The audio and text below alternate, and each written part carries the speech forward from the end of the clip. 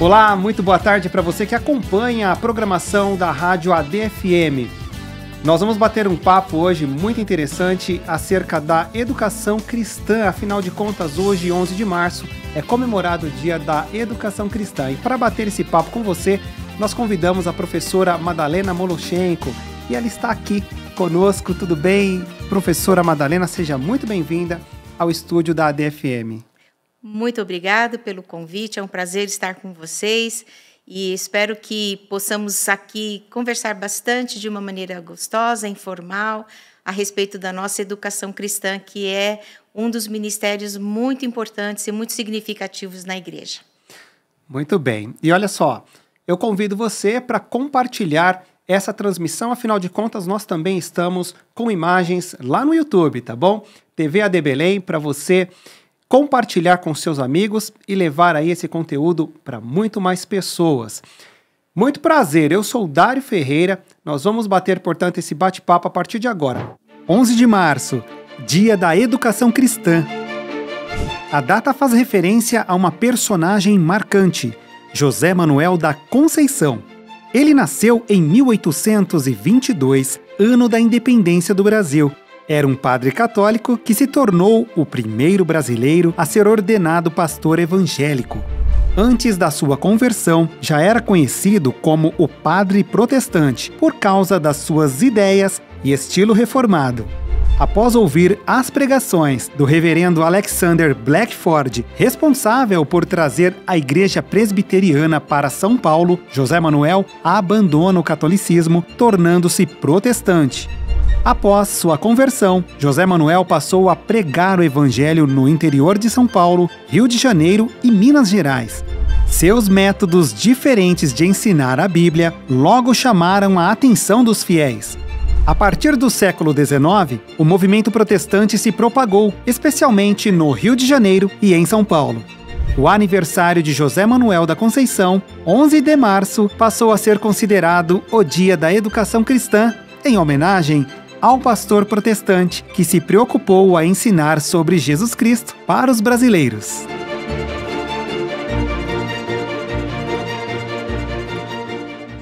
Muito bem, você acompanhou o vídeo que explica essa data tão importante e a partir de agora nós vamos então bater um papo com a nossa querida convidada que está aqui comigo, Madalena Moloshenko, professora. Ela é graduada, em pedagogia e mestre e doutora em educação, correto? Correto.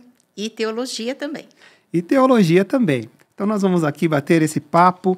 Olha, é um prazer recebê-la mais uma vez, Eu faço questão de pontuar aqui, porque afinal de contas, nós achamos a pessoa certa para falar desse tema.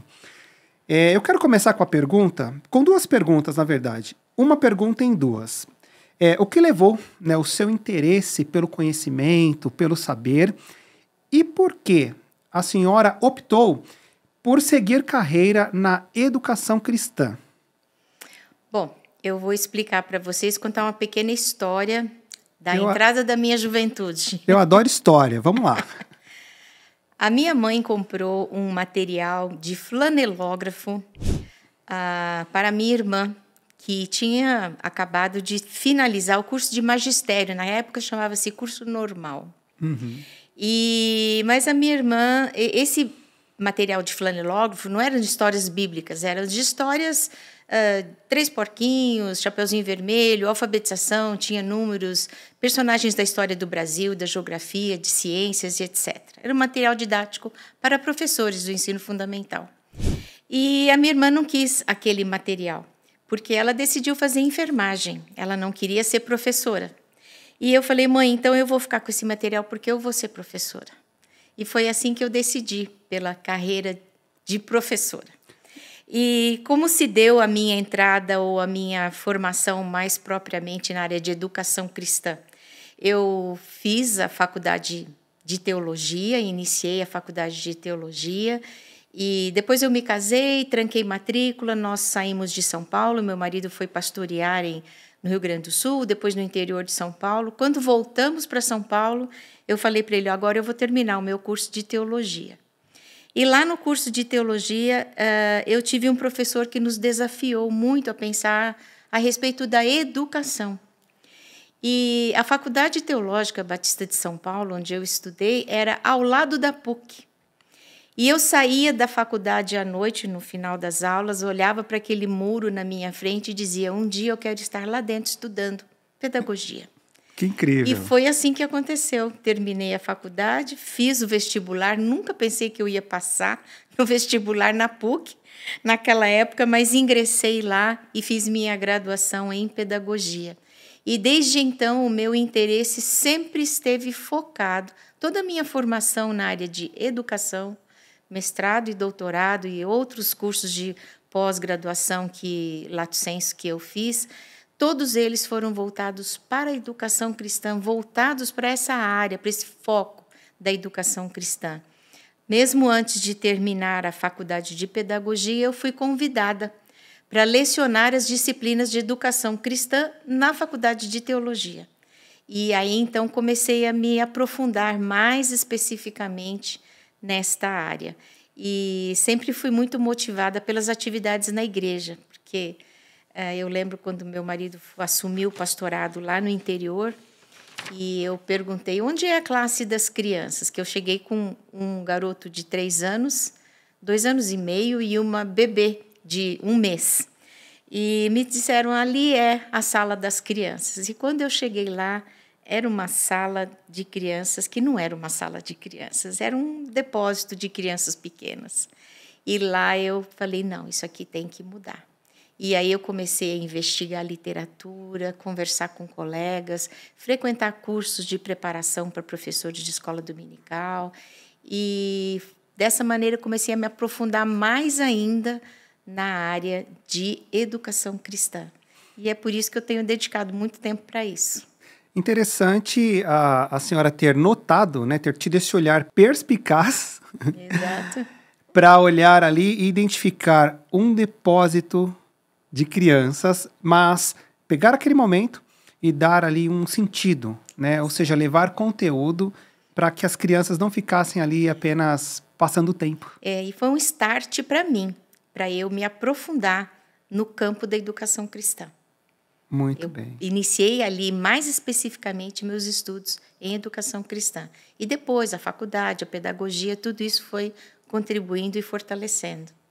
Muito bem. A senhora mencionou, então, portanto, o seu esposo. Eu quero citar aqui o pastor Silas Moloshenko e os seus 2 filhos, né? Vitor e Karina. E tem também os netinhos, né? Laura, Arthur, Cecília e Vitor, correto? Isso, o Vitinho. Tá certo, então. Muito bem. A educação, né, ela sempre permeou, né, as páginas aí da Bíblia Sagrada, né? Então, a senhora poderia citar aí alguns exemplos para nós do modelo de educação do Antigo Testamento e do Novo Testamento? Uhum. Eu entendo que nós recebemos do Antigo Testamento uma grande herança educacional, um grande mandato de Deus para educarmos. E o famoso texto de Deuteronômio 6, né? Ensina, esteja com teu filho falando sobre Deus, a presença de Deus, ao levantar, ao deitar, ou seja, todo o tempo. E a gente percebe o cuidado de Deus na educação do povo, do próprio povo hebraico.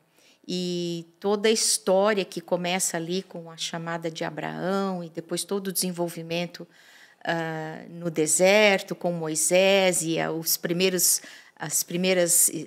escritos, né, a respeito, que tão bem narrados ali no livro de Êxodo, Números, Levíticos, enfim, e depois todo o desenvolvimento da história do povo de Israel, sempre focando o ensino e a respeito do amor a Deus e do temor a Deus, né?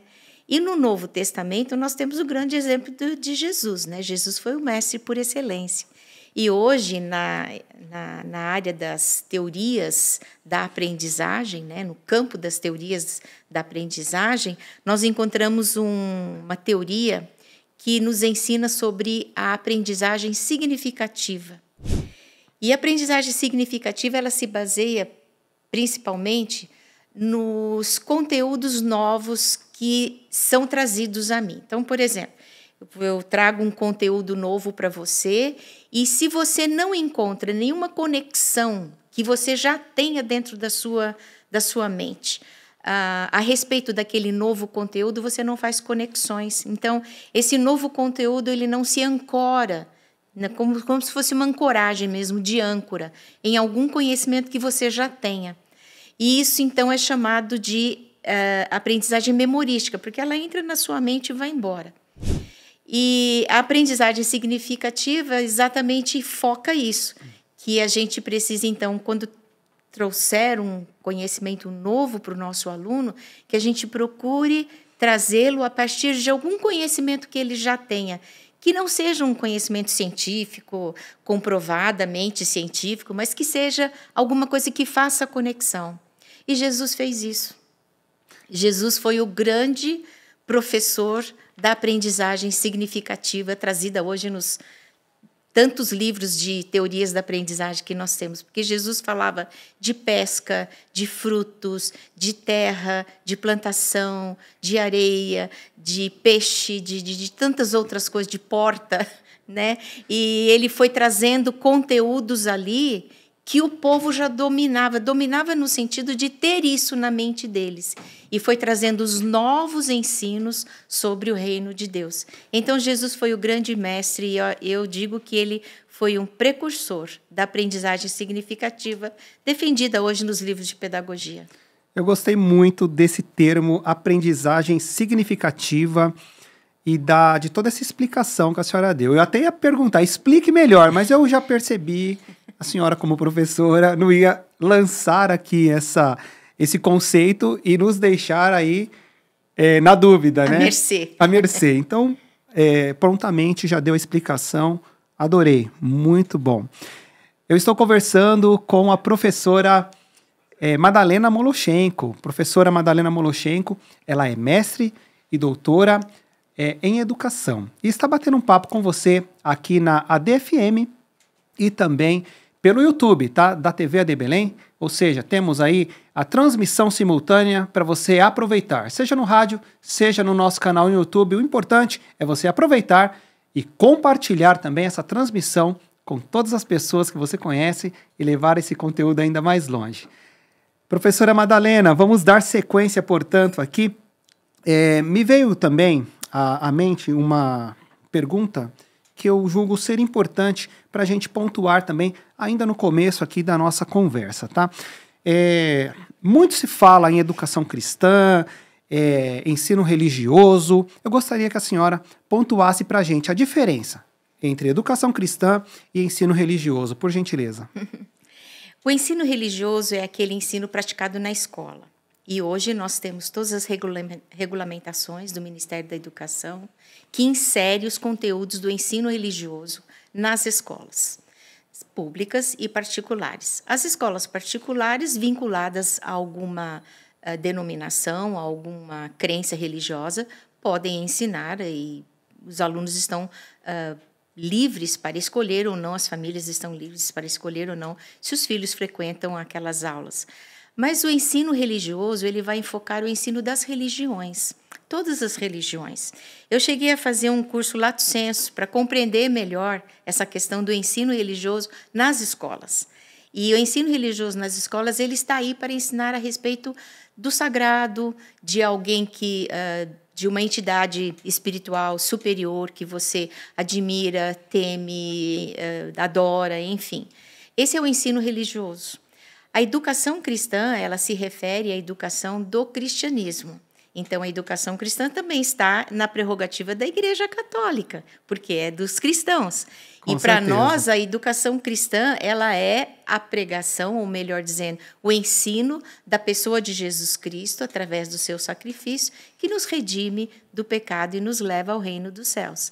Então, esta é a diferença. Agora, poderíamos chamar de ensino religioso aquele ensino praticado no Antigo Testamento, que era o povo de Israel, por exemplo, né?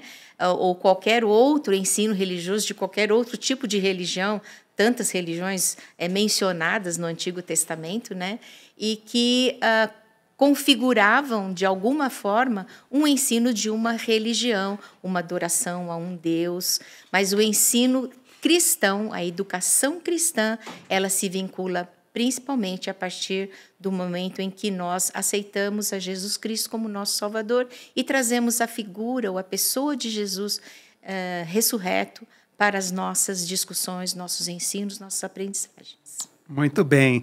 Falaremos ainda mais sobre este assunto, especificamente da educação cristã, mais à frente na nossa entrevista aqui, que nós vamos falar um pouquinho do papel da igreja, do papel dessas instituições no ensino da educação cristã. Okay. Agora, nosso assunto vai falar sobre a massificação do saber, né? Nós estamos vivendo aí uma era onde o conhecimento, ele nunca esteve tão disponível. E a minha pergunta é sobre a qualidade deste ensino. Como que está a qualidade desse ensino? Nós temos aí tantas ofertas, né? Tantas plataformas oferecendo conhecimento. Fale um pouquinho sobre a sua leitura a respeito da qualidade desse ensino que está sendo oferecido. Uhum. Bem, todos nós sabemos que o ensino, principalmente da educação básica no Brasil, tem suas fragilidades, né? Isso é bem claro. Ainda que haja muito esforço por parte das autoridades, das políticas públicas, para investir cada vez mais na educação básica, principalmente, no nosso país, a gente sabe que há muitas fragilidades. Mas o que nós vivemos hoje nessa sociedade do conhecimento, chamada hoje de sociedade do conhecimento, é o acesso. Então, nós temos acesso a todo tipo de informação. E esse acesso a todo tipo de informação nos traz alguma coisa que um autor, filósofo da pós-modernidade, chamado Edgar Morin, fala sobre o pensamento complexo. Porque nós temos uma variedade tão grande, um leque tão grande de informações ao nosso dispor, que isso faz com que nós, então, não nos detenhamos mais especificamente num conhecimento que é aquilo que nos interessa. Tanto é que há hoje quem diga que grandes intelectuais, eu diria que eu só leio aquilo que me interessa, aquilo que eu consigo absorver dentro do meu campo de pesquisas, dentro daquilo que eu estou rodeado, né? Então, se você pega, por exemplo, uma profissão qualquer, por exemplo, como contador, né? Meu filho é contador, trabalha com isso. Então, ele sempre está envolvido nas novas temáticas, nas novas regulações que essa área traz. E isso não quer dizer também que amplie conhecimentos de uma forma geral, mas, com certeza, essa sociedade do conhecimento, com essa facilidade tão grande ao acesso ao conhecimento, não nos permite muito aprofundamento. E a gente precisa ter muita sabedoria para escolher aquilo que a gente realmente quer se aprofundar e precisa se aprofundar até para ser um profissional da área melhor, alguém na sociedade que possa agir de uma maneira melhor, né? Porque o conhecimento sempre é para o benefício da sociedade. Então, quando nós pensamos nos carros, os primeiros carros movidos, os primeiros motores, né? Os primeiros automóveis, e olhamos hoje os carros que nem precisam mais de motorista, então a gente vê uma grande evolução no conhecimento, no que se refere à mobilidade do ser humano, né? Então, temos aí ônibus elétricos, carros elétricos, trens elétricos, e que já não se movem mais nos antigos motores, nos motores de antigamente, vamos dizer assim. Então, isso tudo é conhecimento. O mundo evolui no conhecimento. Mas, nos dias de hoje, nós precisamos selecionar e precisamos ter muita sabedoria para escolher aquilo que realmente vai nos trazer proveito, vai trazer proveito e crescimento para a nossa vida como pessoas e como cidadãos e como profissionais. Muito bem. Então, nós corremos o risco com essa gama, né, com essa super ofertas de conhecimento, de plataformas que estão acessíveis a todas as pessoas, corremos o risco, portanto, de nos tornarmos preguiçosos e desistirmos do aprofundamento do conhecimento de áreas específicas. É correto afirmar isso? Eu não diria talvez preguiçosos, mas talvez a nossa curiosidade em pesquisar, né, muitas coisas nos leve aí a uma diversificação do nosso próprio pensamento. Por exemplo, Eu tenho lá um dos meus navegadores no meu laptop, é o Edge. E quando você abre a página, o Edge abre, nossa, você tem uma infinidade de coisa ali, desde uma história sobre educação, que nem eu li essa semana, e quem vai ganhar o Oscar no domingo que vem. Então, você tem uma infinidade. E se você fica ali, você gasta horas só lendo flashes de notícias, flashes de acontecimentos, e você não se aprofunda.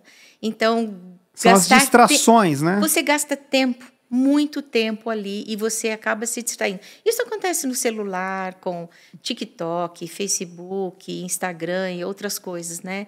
Então, a gente precisa ter muita sabedoria hoje, porque essa massificação, esse excesso de informação com o qual o homem convive hoje, aquilo que Morin fala, né, Edgar Morin fala, nos traz a teoria da complexidade. O mundo está muito complexo hoje em dia, porque há muitas coisas para se pensar, há muitas coisas para se observar. E se a gente não focar, a gente vai acabar não abraçando corretamente alguma linha onde a gente esteja querendo seguir, se fortalecer, conhecer mais a fundo. Muito bem. Eu quero reiterar a você que está ouvindo, né, a programação da rádio ADFM ou acompanhando essa transmissão, essa live especial sobre o Dia da Educação Cristã no nosso canal no YouTube TV AD Belém. Estou conversando com a professora Madalena Moloshenko. Ela está falando a respeito dessa data de hoje, desse tema, o Dia da Educação Cristã. O tema que a senhora acabou de abordar, acabamos de conversar, me fez pensar também acerca de uma frase de Umberto Eco, né? Umberto Eco, ele diz que a internet, ela deu voz a muitas pessoas, né? Então, o que a senhora pensa, né, sobre a busca do conhecimento no mundo digital? E se a senhora concorda aí com Umberto Eco ou tem uma nova visão a respeito do conhecimento no mundo digital? O Humberto acertou em cheio, né? Humberto Eco acertou em cheio, porque ele dá voz mesmo, a internet dá voz. Hoje você pode publicar pessoalmente, individualmente, qualquer coisa. Qualquer coisa. Eu posso, inclusive, hoje publicar um livro virtual. Eu não preciso nem mandar para a editora, em papel, pagar um bom preço para alguém editar para mim, eu ter que revender meu livro, porque eu posso colocar isso lá na internet e acesso, qualquer pessoa pode acessar. Então, esse é um tipo de dar voz. Outro tipo de dar voz são os WhatsApps da vida, né? E todos os canais de comunicação que são livres. Tanto é que a notícia de ontem foi o presidente Trump trazendo um lugar espetacular lá no meio da faixa de Gaza, totalmente destruída, né? É um pensamento livre, qualquer um pode publicar isso e aceite quem quiser aceitar, né? Então, com certeza, ele acertou o pensamento dele, dá voz sim. Mas o mundo digital é um caminho sem volta. A comunicação no mundo digital é um caminho sem volta. Quando surgiram os primeiros movimentos da educação à distância, as pessoas me perguntavam, nossa, mas é um absurdo fazer um curso de teologia à distância, é um absurdo fazer um curso de pedagogia à distância. E, gente, é um caminho sem volta. Não dá mais para você colocar a internet dentro de uma caixinha e dizer você vai ficar restrita a isso aqui. Enjaular, né? Não tem como mais. Não tem mais como. Então, hoje, talvez Humberto Eco não dissesse tanto sobre... ele acertou, dizendo que dá voz a todos, mas é um caminho sem volta. Eu não vejo hoje como voltar a um tempo em que não se falava o que se queria dizer, né? Então, eu quero publicar, eu publico. Ouça, leia quem quiser e ouça quem quiser. A opção é do indivíduo. Então, vamos voltar um pouquinho ao que a senhora acabou de dizer quando respondi à pergunta anterior, né? Nós precisamos ser seletivos e filtrar, né? Porque o celular ou o computador, ele vai te levar para um universo impressionante de conteúdos. Então, cabe a nós fazermos esse filtro para não cairmos nas distrações e perdermos tempo, né, como a senhora disse anteriormente. Exatamente. Perdemos foco naquilo que é proveitoso para a gente. Né? Então, eu sou um estudante de teologia, por exemplo. eu posso até saber quem vai ganhar o Oscar, né? Saber, ler a respeito de quem vai ganhar o Oscar na semana nesse final de semana. Mas eu preciso gastar tempo lendo reportagens a esse respeito? Não, eu vou focar naquilo, porque exatamente isso que as mídias fazem. Elas difusam o nosso pensamento. E se a gente não é muito esperto, a gente vai embora e gasta muito tempo com algumas coisas que não nos trazem muito proveito. E todo mundo cai nisso. É verdade. Uma hora ou outra cai. É verdade. E a gente tem que ter a disciplina de, deixa eu sair daqui. Não está valendo a pena ficar aqui. A gente tem que ter esse cuidado mesmo. Bom, nosso próximo assunto vai abordar, então, portanto, que o meio pentecostal, principalmente, né, vou ter que segmentar aqui para poder fazer essa pergunta, ele não valorizou muito. Né, eu acredito que não foi só o meio pentecostal, muitas religiões cristãs também não deu muito valor ao conhecimento teológico, né, e ao intelectualismo. Então, como a senhora enxerga, né, esse posicionamento, né, agora, onde a nova geração de crentes, eles querem associar, né, a espiritualidade ao conhecimento. No passado, houve uma dificuldade, né, dessa associação. Né? Então, como que a senhora enxerga isso? Olha, eu diria o seguinte, a história da igreja nos revela que o intelectualismo, vamos dizer, teológico, ele nasce dentro da própria igreja. Porque se você olha lá para trás, no início da Idade Média, onde todas as igrejas, então, né, erguidas, construídas ali na proclamação do que era chamado o Evangelho, ao lado sempre havia uma escola de formação. Geralmente, essa escola de formação era uma escola de formação para os próprios clérigos, né? O pessoal que ia trabalhar na igreja. Então, a igreja sempre esteve vinculada ao intelectualismo. Quando vem a Reforma Protestante, tanto Calvino quanto Lutero, eles vêm com uma outra mentalidade. Eles vêm falando sobre a educação para todos. A educação não é para ficar dentro de um círculo, dentro de um grupo de pessoas. Tanto é que eles falam sobre o sacerdócio, né? O sacerdócio de todos, principalmente Lutero. Então, quem lê a Bíblia e compreende a Bíblia pode ensinar a Bíblia. E então, esse novo movimento, já a partir ali do Renascimento, ele vem abrindo as portas para outras pessoas se aproximarem desse conhecimento teológico, as pessoas comuns, né? As pessoas comuns. E eu diria que, inclusive, Calvino criou e fundou a Universidade de Genebra hoje, uma das mais antigas e uma das grandes universidades no mundo. Então, a teologia ela sempre esteve ali nos grandes centros educacionais, a partir dos grandes centros educacionais. E a teologia estava no centro das universidades. Isso sempre foi assim na antiga Europa, eu diria. Quando iniciam os grandes movimentos das navegações, que é lá no final dos anos 1700, 1500, entre 1500 e 1700, inclusive vêm para o Brasil, vão para a Índia, vão para a América do Norte, então, as grandes navegações saindo da Europa e vindo para as outras terras, né, os outros continentes menos conhecidos, vem, então, junto uma mentalidade, mas chega aqui, por exemplo, chega no Brasil uma mentalidade de um ensino mais, de um ensino menor, não daquele ensino tão intelectualizado como tinha na Europa. E quem vem nessas grandes navegações, que são também os grandes grupos missionários, começam a vir no final dos anos de 1800, não vêm os grandes intelectuais das universidades, os grandes teólogos não vêm para cá. Quem vem são os missionários, aqueles que querem vir trazer a boa nova do Evangelho para essas terras aqui, onde não havia ninguém, só índio, vamos dizer, entre aspas, né? E são colonizados, evidentemente, a partir dos países que ali chegam primeiro, né? América do Norte, principalmente pela Inglaterra, e o Brasil pelos portugueses.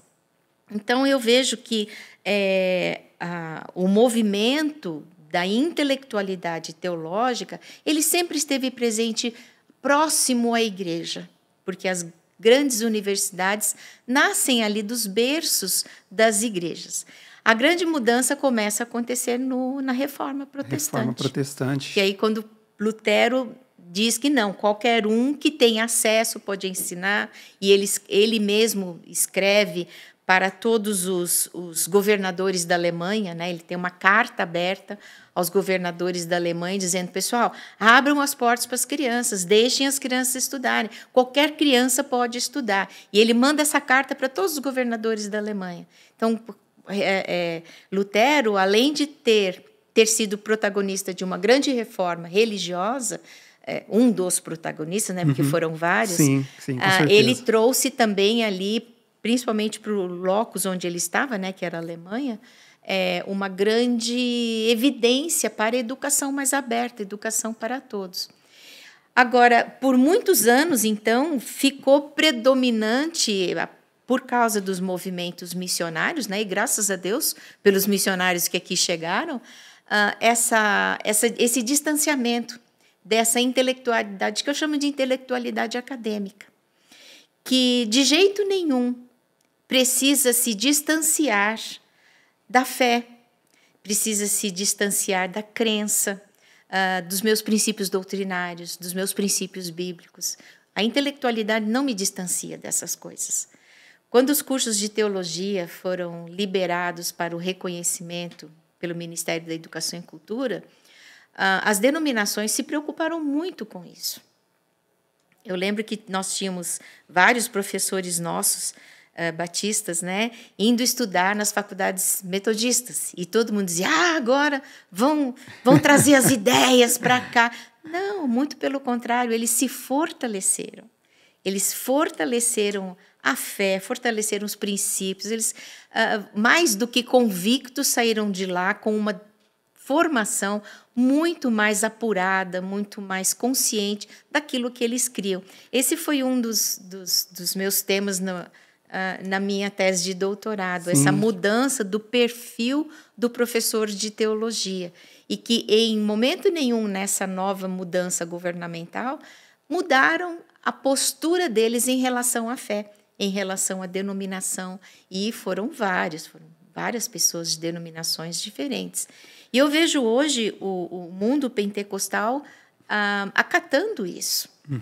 E eu vejo isso como uma coisa fabulosa, porque eu vejo hoje nossos alunos na FAESP, alunos de teologia, que já estão lá, não, eu quero fazer uma pós-graduação aqui, eu quero, né, me integrar melhor nessa área, eu quero ir mais a fundo aqui, não, eu estou desejando ingressar num mestrado, e eu vejo que com isso eles estão ampliando a maneira de olhar o mundo, olhar a fé, olhar a própria pessoa de Deus e cada vez mais convictos da fé que eles têm do que propriamente se distanciando. A intelectualidade não traz distanciamento. E isso tem sido muito apurado, e eu digo isso com todas as letras, e me orgulho, vamos dizer assim, de uma certa forma, de estar na FAESP verificando essa mudança. Né? Que eu vejo hoje os alunos olhando para os professores que são doutores em ciências sociais, doutores em ciências da religião, doutores em psicologia, doutores nisso e naquilo, mas com uma piedade impressionante. E os alunos estão vendo isso.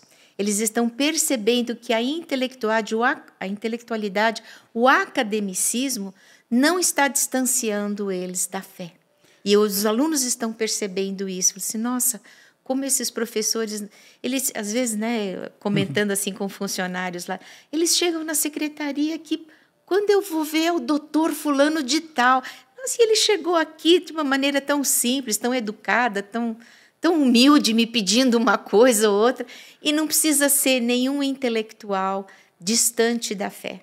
Eles estão lá demonstrando que o academicismo me aproxima mais de Deus, porque me esclarece sobre muitas coisas.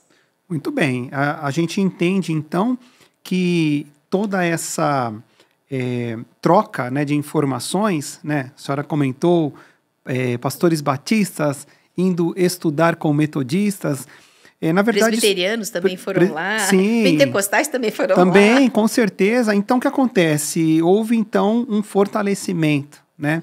Ou seja, eu entendo que esse grupo fortalece ali, um aprende com o outro também. Exatamente. Né? E torna um movimento bastante interessante. O que eu descobri também na pesquisa que eu fiz no meu doutorado é que esse contato com o academicismo, vamos dizer assim, trouxe mudanças para dentro da sala de aula. Eles são muito melhores professores, porque eles conviveram com outras pessoas, com outras ideias e filtraram isso e trouxeram isso para dentro do curso de teologia, onde eles estão atuando. Então, eu vejo até uma mudança na postura como um profissional da educação, como um professor. Então, isso ficou muito claro na pesquisa realizada. Muito bem. Eu estou conversando com a professora Madalena Moloshenko. Ela está falando a respeito da data de hoje, que é o Dia da Educação Cristã, com você aqui na ADFM e também pelo YouTube, você que nos acompanha por imagens. Professora, vamos falar um pouquinho sobre a sua veia literária, né? Descobrimos que a senhora é escritora de alguns livros. Vamos falar um pouquinho quando é que começou, né, esse seu interesse também pela literatura. Então, há uns anos atrás, eu recebi um convite da editora Vida Nova para escrever sobre o tema da educação cristã dentro de uma coleção que eles estavam lançando. A coleção Teologia Básica, Teologia Vida Nova, curso básico. E me convidaram para escrever sobre a educação cristã. E eu já havia feito várias palestras, né, a respeito desse tema, porque toda a minha formação na área da educação, mestrado, doutorado, os lato sensus que eu fiz, tudo tinha como foco a educação cristã e a educação teológica. Eu sempre estive vinculada a esses dois universos. E quando eles me convidaram para escrever, então eu consegui transcrever no livro algumas das minhas palestras que eu já havia realizado. Então, eu tenho esse livro, ele já está precisando de um irmãozinho, né? Está precisando de uma revisão, e eu já estou me debruçando sobre isso há algum tempo. E tenho este livro sobre educação do curso Vida Nova de Teologia Básica, o volume 8. E escrevi também a história da Faculdade Teológica Batista de São Paulo, dentro de uma das linhas de pesquisa na educação, que é a História de Instituições Escolares, e esse livro também foi publicado em 2022. Tenho capítulos, mais 3 livros com capítulos, mas esses foram escritos mais vinculados à área da própria educação, quando eu estive, né, nos cursos de mestrado e doutorado. Mas eu tenho escrito muito para as revistas teológicas, né, sempre sobre educação cristã. Eu participo também do grupo de educadores cristãos batistas. Nós temos nossa ordem dos educadores cristãos, temos um blog, eu tenho publicado lá no blog, também a nossa revista chamada Educador Cristão. Eu tenho publicado lá alguns artigos, sempre todos eles com o foco na educação cristã. Então, recentemente, uns anos atrás, eu escrevi sobre jogos e brincadeiras na educação cristã, porque adultos podem também fazer jogos e brincadeiras com foco na educação cristã, com foco em ensino bíblico, com foco nas histórias bíblicas, com foco em dinâmicas que tenham esse perfil, né, de ensinamentos bíblicos, né, princípios bíblicos. Então, eu sempre tenho trazido meu foco, né, para não ficar distraída com o que a internet tanto traz, mas sempre buscando aquilo que pode contribuir, trazer contribuições para o educador cristão, para o professor de escola dominical, para o ministro de jovens, adolescentes e adultos. E tenho lecionado a disciplina de educação cristã em vários seminários, eu tenho participado de vários seminários, e praticamente toda a minha escrita, toda a minha produção é nessa área. Educação cristã e educação teológica. Muito bem. Alguma coisa nova nascendo? Algum projeto novo? Tem trabalhado em algo novo? Tenho trabalhado num projeto que vai trazer as contribuições das ciências sociais para a educação cristã. Então, aquilo que a psicologia da educação traz, a filosofia da educação traz, a história da educação traz, quais são as contribuições das ciências sociais para a educação cristã. Muito bem. Nós vamos avançar aqui na nossa conversa, que está bastante interessante. A professora Madalena acabou de falar um pouco, de citar também que ela se debruça, né, em jogos também, né, em criar, né, ferramentas por meio de jogos para tornar o ensino muito mais efetivo e eficaz, né? Muito interessante, gostei bastante também de saber desse seu gosto aí. Bom, como um pastor, né, de uma igreja local, ele pode levar a sua comunidade, né, a se apaixonar pelo conhecimento, né? Como que ele pode envolver ali os seus membros para que eles se interessem também pelo conhecimento cristão, pelo conhecimento teológico? Bom, você sabe que eu sou batista, mas eu estou na Assembleia de Deus participando dos cursos de formação graduada lá. E tem sido, para mim, uma experiência muito interessante, uma abertura de mente, de visão, né? E eu tenho uma coisa que eu admiro muito na Assembleia de Deus, que são os cursos básicos.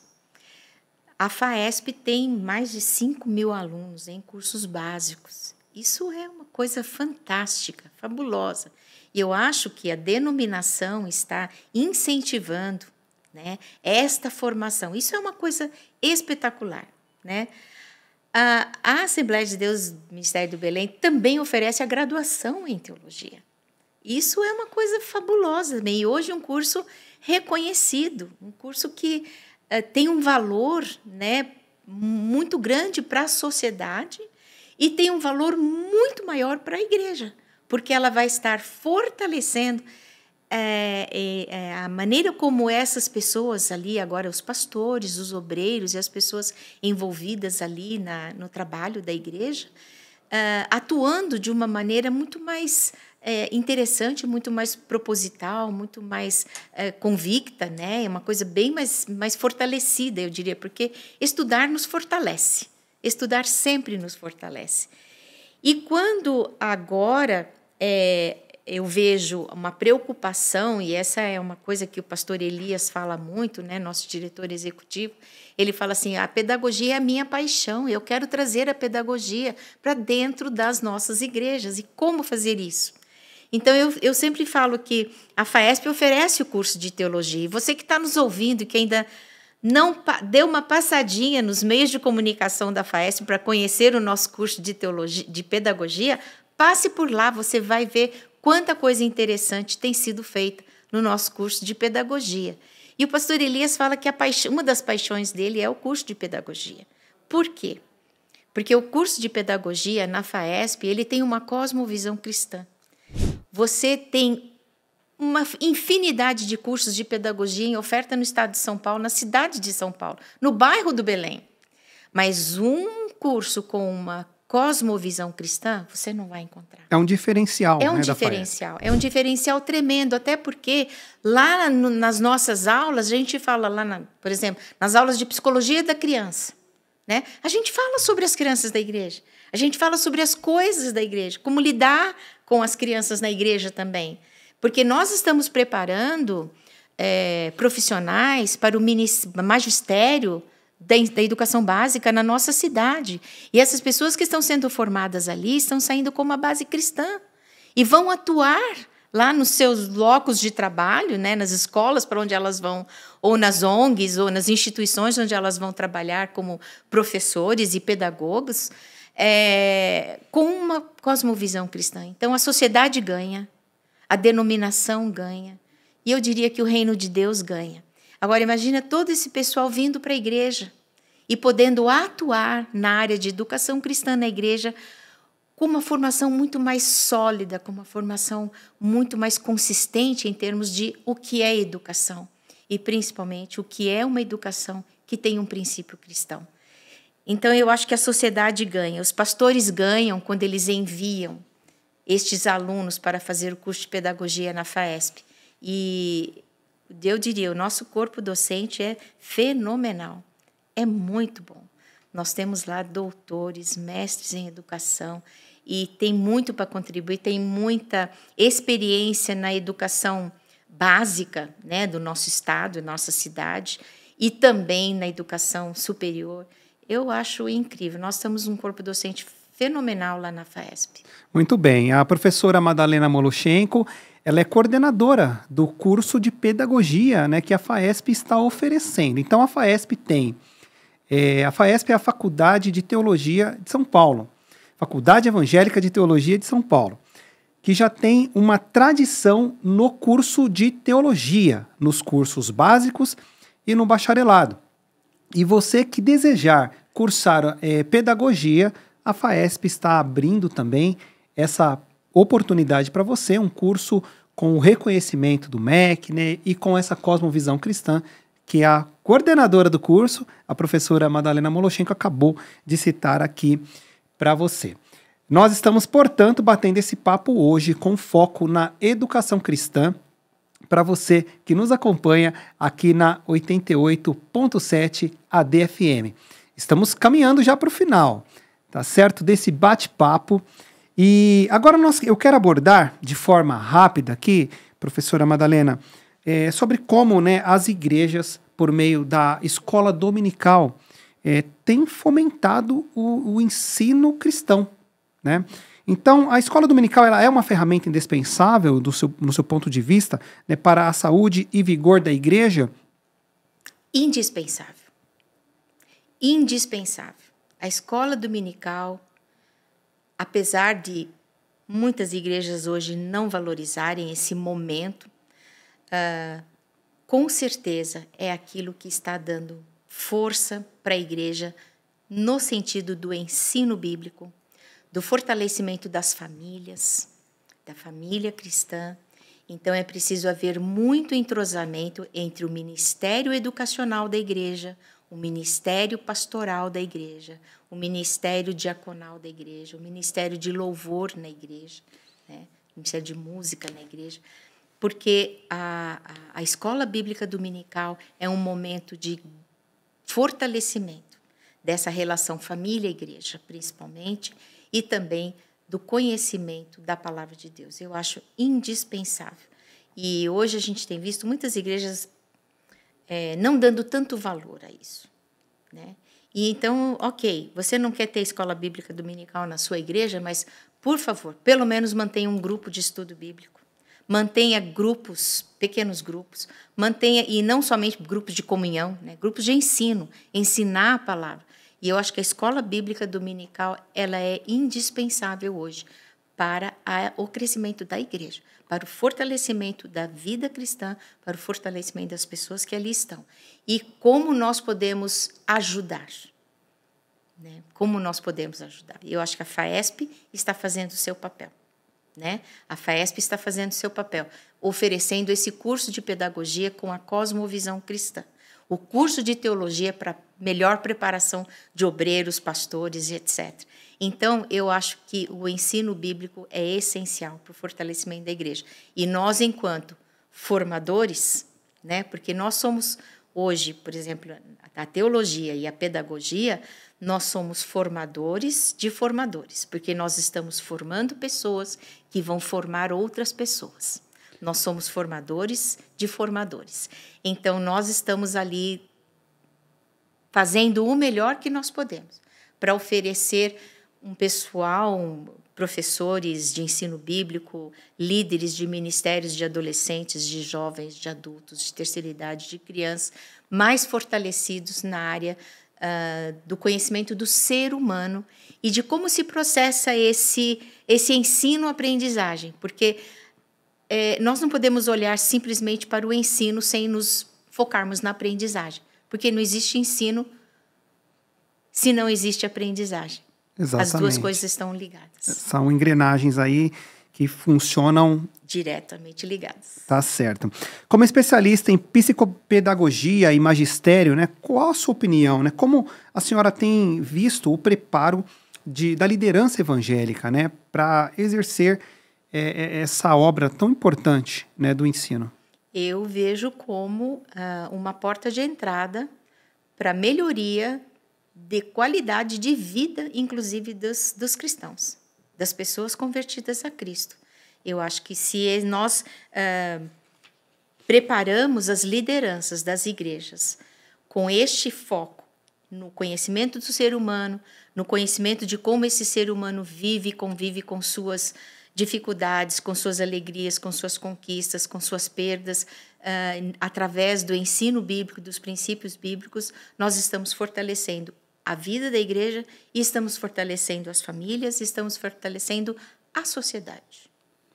E como que a senhora enxerga, né? Ou qual conselho, né, a senhora pode deixar para os jovens recém-chegados à fé cristã, os novos convertidos, né, que desejam conhecer mais, obter mais conhecimento, né, para que no futuro eles venham aí alcançar também uma graduação na área do ensino? Qual conselho, qual é a dica, qual é o caminho? Eu diria que nem todos os jovens são escolhidos para o ministério da palavra. Isso é uma coisa bastante evidente, a própria Bíblia nos ensina isso. Mas Deus nos capacita com dons. Esses dons são para o crescimento da igreja. Deus não dá os dons para mim, para minha pessoa. Deus me dá, assisto, Paulo deixa muito claro isso em Efésios 4. Os dons são para a igreja, para o fortalecimento da igreja. Então, se você é jovem, se você é recém-convertido, busque aquilo que Deus quer para a sua vida. Coloque sua vida na mão de Deus. Busque o preparo. É para isso que tem as escolas dominicais. É para isso que tem os encontros de oração. É para isso que tem os cursos básicos em teologia, os cursos médios em teologia. E quem sabe você chega na graduação para se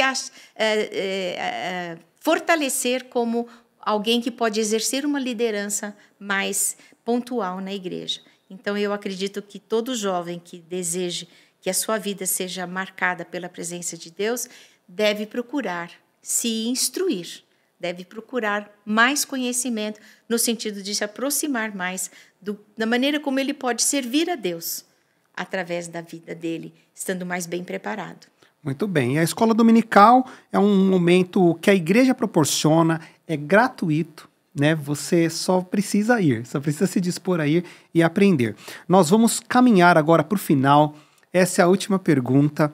E eu quero juntar aqui, né, duas perguntas. A primeira é o seguinte: como a senhora, como especialista na área de educação, como isso contribuiu para a formação, para a educação dos seus filhos, né? Eu gostaria que a senhora rapidamente falasse sobre isso.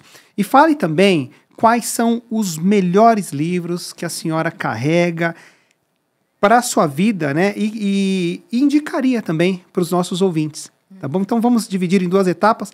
Como o seu conhecimento contribuiu para a educação dos seus filhos, e fale das literaturas, deixe dicas aí de livros para nós. Eu sempre, assim que eu tive meu primeiro bebê, né? Isso já faz bastante tempo, ele está quase com 50 anos agora. Eu sempre me interessei muito pelos livros cristãos sobre educação de filhos. Sempre me interessei muito por esse assunto. E li vários sobre educação de filhos na perspectiva cristã. E nós temos aí uma infinidade de literaturas evangélicas, boas referências com este assunto. Então, eu acho que isso é muito importante. E tudo isso coincidiu também com o meu desejo de, lá, né, do primeiro momento que minha mãe me deu aquele material de flanelógrafo, de ser professora e poder compreender o pensamento da criança desde cedo, né? Então, essa é uma coisa que eu diria para os pais hoje. Busquem livros cristãos que falem sobre educação de filhos. Dobson tem livros ótimos e outros autores também. Eu não estou aqui me recordando de tantos deles, mas se eu eduquei bem os meus filhos, eles é que têm que dizer, né? Agora, com certeza. Todos os pais falham, sem dúvida. Com todos certeza. Os pais falham. Mas o que nós temos que ensinar para as crianças? Nós temos que ensinar os nossos filhos a serem autônomos. Ninguém quer ter um filho de 60 anos dentro de casa e você com 80. Ninguém quer isso. Todo mundo quer ter filhos autônomos, que possam cuidar da sua própria vida, ter sua formação, criar sua família, né? Serem cidadãos, serem viverem, terem suas experiências, representantes do reino de Deus nesse mundo, né? Então, todos nós queremos criar filhos com autonomia. Isso é uma coisa básica para todos os pais. Eu sei que a gente fica triste quando eles saem de casa, mas tem que sair, tem que fazer a vida deles. E então eu diria isso para os pais e a respeito da educação dos meus filhos.